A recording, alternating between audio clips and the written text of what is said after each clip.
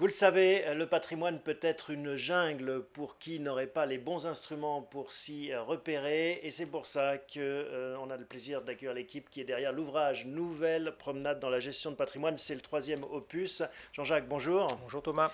On va parler ensemble de ce qu'on trouve dans cet ouvrage. Avec plaisir. Quels sont les chapitres qui sont abordés? Alors dans ce livre, nous parlons de notre métier, nous parlons un petit peu aussi de notre cabinet, et puis nous parlons de 17 sujets ayant trait à la gestion de patrimoine. Donc, je ne vais pas tous vous les citer, mais on parle des actions, des obligations, du crédit, on parle également des personnes protégées, de l'intelligence artificielle, des SCPI, de l'assurance vie, bon, etc. On essaie en 4, 5, 6 pages d'amener de l'information très simple aux épargnants. De donner une boussole aux épargnants.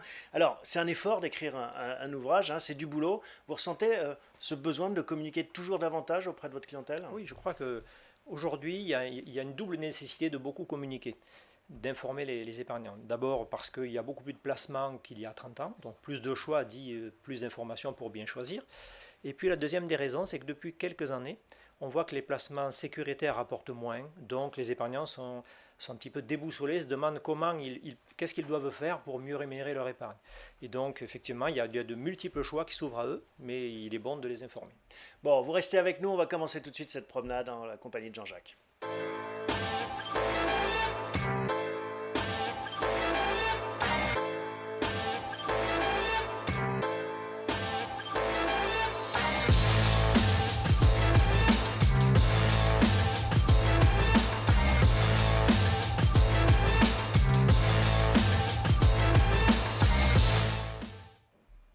Alors, Jean-Jacques, on commence par explorer ce chemin avec les obligations. Est-ce que c'est le placement idéal pour les bons pères de famille, comme on disait autrefois? Oui, alors qu'est-ce que c'est qu'une obligation? Une obligation, c'est un titre de créance. En fait, je fais un prêt à une entité.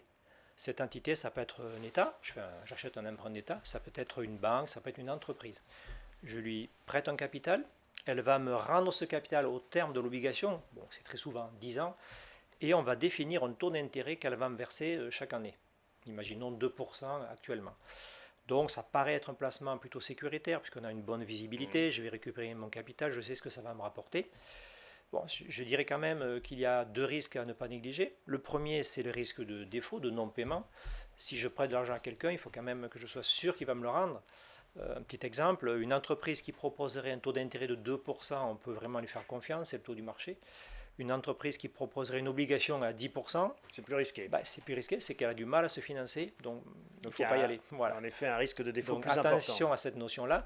Et la deuxième des choses, c'est qu'en fait, mon obligation va quand même être cotée entre la souscription et le remboursement. Et là, il peut quand même y avoir des moments où ça bouge un petit peu.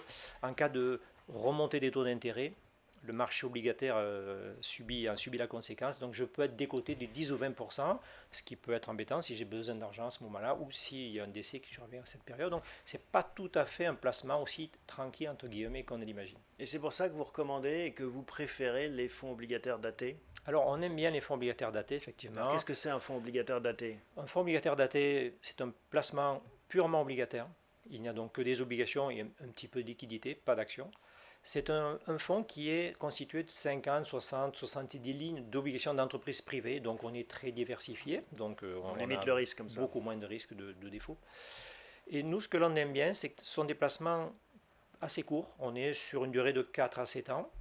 On peut même acheter un fonds daté qui finirait dans 3 ans. Vous voyez, on a des durées assez courtes et on a une bonne visibilité sur ce que ça peut rapporter.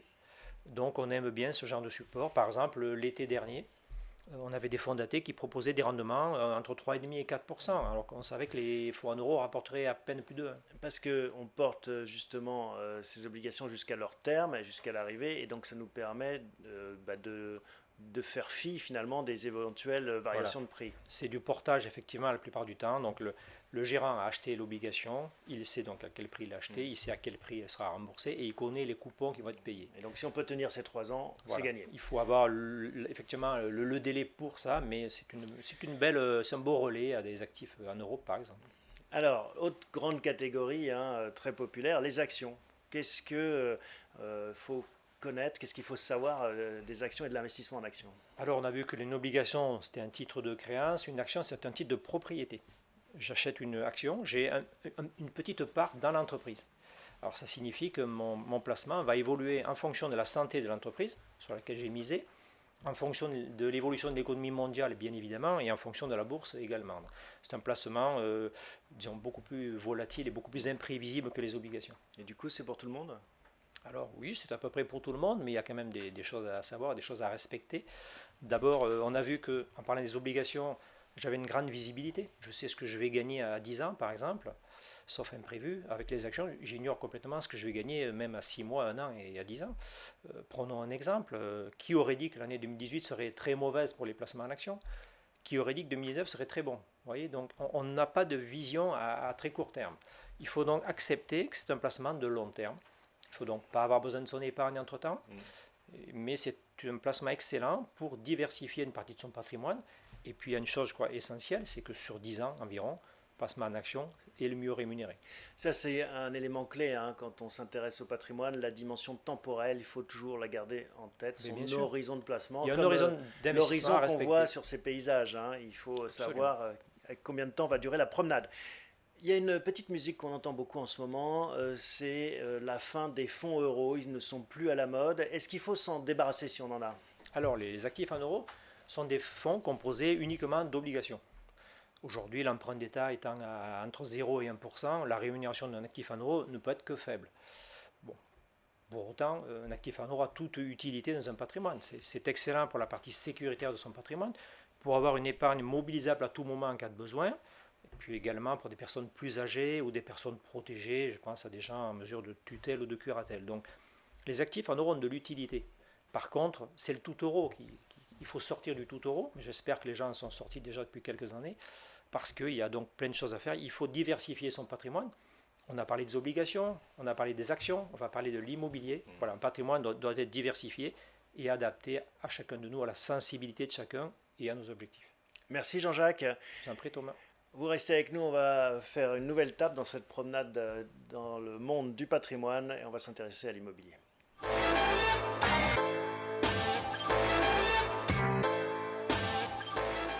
Bonjour Romain. Bonjour Thomas. Alors on va s'intéresser avec vous au compartiment immobilier. C'est une famille large, hein, beaucoup de cousins, cousines. Vous pouvez nous la présenter en quelques mots?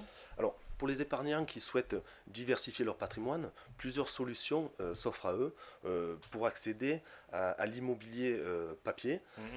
Je pense aux SCPI, aux OPCI, aux SCI et à l'immobilier coté. Bon, ça fait en effet une belle liste. Quelles sont les caractéristiques de ces différentes options? Alors concernant les SCPI, il s'agit principalement de SCPI de rendement, pour lesquels on a un revenu trimestriel en règle générale. La rentabilité se situe aux alentours des 4,5 à 6%. Ensuite, vous avez les OPCI, qui sont des placements plus récents, qui ont une dizaine d'années. Alors, il s'agit en fait de placements qui sont composés à 60% minimum d'immobilier, et pour le reste de placements financiers, actions ou obligations, à connotation immobilière, avec une poche liquidité monétaire pour assurer une certaine liquidité au fond. Alors ce qui est intéressant dans les OPCI, c'est qu'on peut tout à fait les souscrire dans le cadre d'un compte-titre pour la trésorerie longue des entreprises. L'espérance de gain se situe aux alentours des 5%. D'accord, donc c'est plus diversifié qu'une SCPI. Exactement, il s'agit en fait de l'union de la pierre et du financier. Très bien. Vous avez ensuite les SCPI, les SCI. Alors les SCI, on les connaît généralement plus dans le cadre familial pour la gestion locative. Là, il s'agit de fonds qui sont logés bien souvent dans des contrats d'assurance vie, qui sont composés d'immobilier en direct, de part de SCPI, de part d'OPCI et d'une poche liquidité. Donc on voit que c'est encore une enveloppe plus large, hein, qui est un sac qui englobe les différents produits. Exactement. La rentabilité, suivant les SCI, aux alentours des 4%. Et enfin, l'immobilier coté, ou plus précisément les OPC de foncières cotées, où là on est vraiment dans le domaine financier, puisqu'il s'agit d'actions, un fonds composé d'actions de sociétés cotées, qui interviennent dans le domaine de la gestion immobilière. Alors je pense à Clépierre, Unibail, Rodanco. Des noms connus. Exactement. Alors, étant des placements actions, ils sont en général plus rémunérateurs, mais beaucoup plus volatiles. Donc il est très important de respecter la durée d'investissement. Alors ça, ce sont les forces en présence, hein, les différents outils que l'on peut utiliser. Et la question qui vient ensuite, c'est comment est-ce qu'on peut justement investir dans ces outils, dans ces vecteurs? Alors, pour les SCPI, il y a 4 principales façons d'investir. L'achat au comptant. Un épargnant dispose d'une certaine somme. Il fait l'acquisition de parts de SCPI et après le délai d'entrée en jouissance, perçoit des revenus en règle générale tous les trimestres. Deuxième solution, le crédit. L'achat à crédit pour se constituer un patrimoine immobilier papier dans le temps et bénéficier des avantages intéressants actuels de crédit. Troisième solution, loger les parts de SCPI dans un contrat d'assurance vie. En fait, il s'agit d'une unité de compte. Donc là, on capitalise et on bénéficie de l'avantage fiscal du contrat d'assurance vie. Et enfin, troisième solution, le démembrement. Alors, je ne vais pas rentrer dans le détail, mais il s'agit, en fait, un usufruitier et un nu-propriétaire se partagent la pleine propriété des parts de SCPI. Et sur le démembrement, ça peut s'appliquer à d'autres supports, au PCI ou foncière cotée? Alors, le démembrement peut s'appliquer à d'autres, mais il va s'appliquer surtout sur l'enveloppe. Je pense par exemple aux EPCI, sur le compte-titre. Un compte-titre peut être démembré entre un usufruitier et un nu-propriétaire sans problème. Alors, si vous voulez plus de détails sur cette partie, moi je vous encourage à regarder la vidéo de Jean-Jacques et Stéphane de l'année dernière qui traite vraiment des SCPI et du démembrement, très intéressante. Alors ensuite, on peut zoomer sur la catégorie SCPI de rendement, hein. On l'a compris, c'est un outil intéressant pour les épargnants. Là aussi, il y a beaucoup de catégories différentes. Oui, tout à fait. Alors, il y a deux catégories quand même qui se distinguent pour les différencier. La première façon de les différencier, c'est par le secteur d'activité.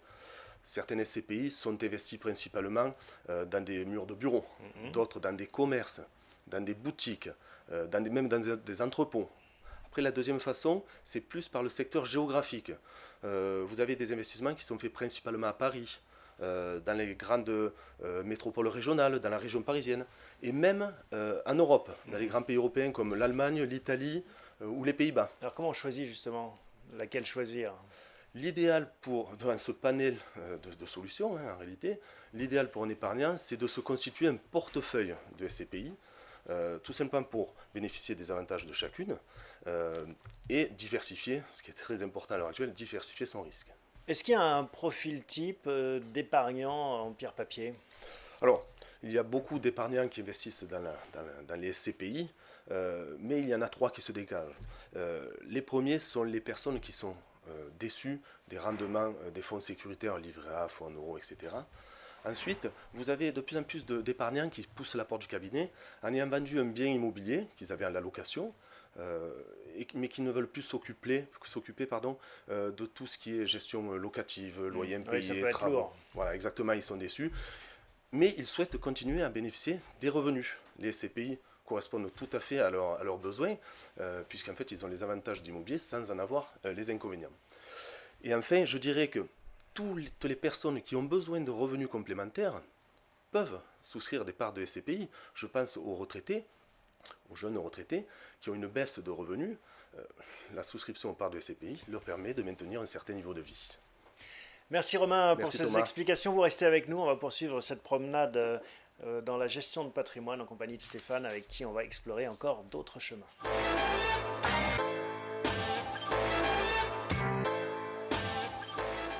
Bonjour Stéphane. Bonjour Thomas. Heureux de vous retrouver pour prolonger cette promenade en votre compagnie. On l'a évoqué en première partie d'émission avec Jean-Jacques, la temporalité, la durée, l'horizon d'investissement est important à prendre en compte quand on est un épargnant. Quels sont les grands éléments qu'il faut avoir en tête? Alors les grands éléments à avoir en tête, ça va être par exemple pour le fonds en euros, il faut au moins une durée de détention d'1 an pour bénéficier de la participation aux bénéfices. Pour les fonds obligataires datés, Donc on a vu avec Jean-Jacques, les fonds obligataires datés, il y a une durée de détention qui va correspondre à l'échéance du fonds, hein, pour se prémunir d'un remboursement anticipé. Donc souvent, entre 3 et 7 ans, on a eu commercialisé des fonds l'année dernière qui avaient des échéances à fin 2022, donc avec une durée relativement courte. Et on a aussi des fonds de durée un peu plus longue. Alors ensuite, pour tous les supports immobiliers, là, on a une durée minimale de détention d'au moins 5 ans. De moins 5 ans, donc de 5 à 8 ans, en fonction des différents supports qu'on a évoqués avec Romain. Et puis pour les fonds actions, même si la notice du fonds dit que les fonds, ce type de support doit être détenu pendant au moins 5 ans, on conseille, nous, de les détenir au moins pendant 8 à 10 ans pour diminuer le risque et pour avoir une meilleure performance sur la durée. Dans l'ouvrage, la 3e édition cette année que vous présentez, vous insistez beaucoup sur la rédaction de la clause bénéficiaire dans le cadre d'un contrat d'assurance vie et surtout sur le fait qu'il faut la revoir régulièrement. Pourquoi ? Alors vous avez tout à fait raison Thomas, parce que effectivement la clause bénéficiaire, en général, on y réfléchit quand on souscrit le contrat. On souscrit le contrat, puis on enterre le contrat, et puis pendant toute la durée du contrat, on oublie de la faire évoluer. Pourtant, il y a des choses qui peuvent arriver, des mariages, des naissances, des décès, des divorces.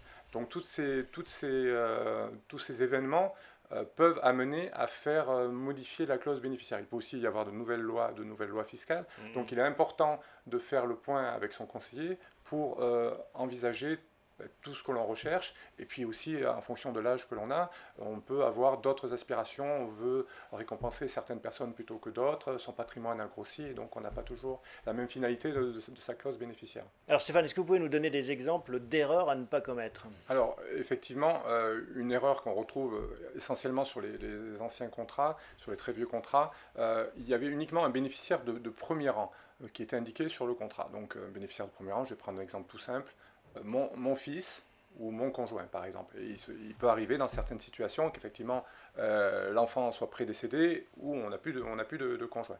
Et si on n'a pas prévu donc, de bénéficiaire de second rang, donc si on n'a pas indiqué à défaut une autre personne ou à défaut mes héritiers, les sommes qui sont dans le contrat d'assurance vie, elles réintègrent la succession. C'est dommage. C'est dommage, puisque l'avantage de l'assurance vie, c'est effectivement de prévoir une transmission sans droit de succession.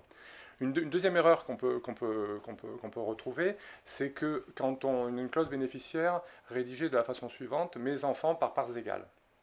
Mes enfants par parts égales, si on a un des enfants qui est prédécédé, ses frères et sœurs vont se partager sa part à lui.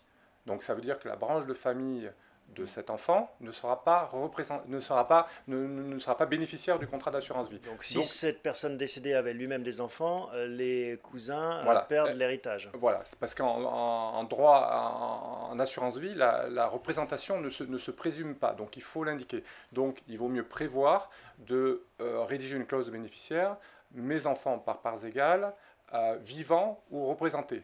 Et là, dans ce cas-là, si un de mes enfants est prédécédé, sa branche de famille, c'est-à-dire ses enfants, sa descendance, viendra en représentation dans la part du bénéfice du contrat. À propos de succession, vous vous arrêtez dans l'ouvrage sur cette étape de la vie qu'on est amené malheureusement à rencontrer les uns et les autres. Pourquoi est-ce que c'est important pour vous de faire un chapitre consacré à la succession ? Alors, parce qu'en fait, on s'aperçoit que nos clients, les épargnants, ne sont pas habitués, effectivement, et heureusement, même on va tous y être confrontés un jour, à une succession, à savoir comment ça se passe. Donc souvent, ils nous interrogent et ils ne savent pas du tout, ils sont un peu perdus dans cette étape-là. Donc en fait, une succession, on va voir son notaire, et c'est le notaire qui va régler la succession. Donc le notaire, il fait quoi ? Il va essayer de déterminer la masse successorale en tenant compte des biens propres, des biens communs, des biens personnels, en fonction du régime matrimonial. Donc après avoir déterminé cette masse, il va interroger le fichier central des dernières volontés à Aix-en-Provence, il va regarder le livret de famille, prendre connaissance des livrets de famille, et puis il va rédiger une dévolution successorale qui va déterminer les héritiers qui vont être appelés dans la succession. Donc ça, c'est la détermination des héritiers. Donc c'est une étape importante. Ensuite, par rapport à cette détermination, il va, en tenant compte des abattements dont bénéficie chaque héritier, il va déterminer la masse qui est taxable et qui sera soumise au droit de mutation à titre gratuit qu'on appelle communément droit de succession. Alors pour vous donner un ordre d'exemple, les droits de succession en ligne directe, on évite à 20%, donc ligne directe parent-enfant, les droits ils sont de l'ordre de 20%. Quand on a des collatéraux, frères ou sœurs, les droits c'est de l'ordre de 35 à 40% sur la masse taxable. Au-delà, donc neveu et personne tierce à la succession, là on est à 55 ou 60%. Donc justement, hein, il faut prendre son destin en main et peut-être anticiper, préparer, aménager cette succession. Alors voilà, oui, vous avez raison, il est important d'essayer d'aménager sa succession, donc de prendre des mesures avant que cela n'arrive. Donc on peut essayer d'adapter son régime matrimonial, donc on va voir son notaire et on regarde en fonction de la composition de son patrimoine et de la répartition par exemple entre les deux conjoints, qu'est-ce qu'on pourrait faire pour aménager son régime matrimonial.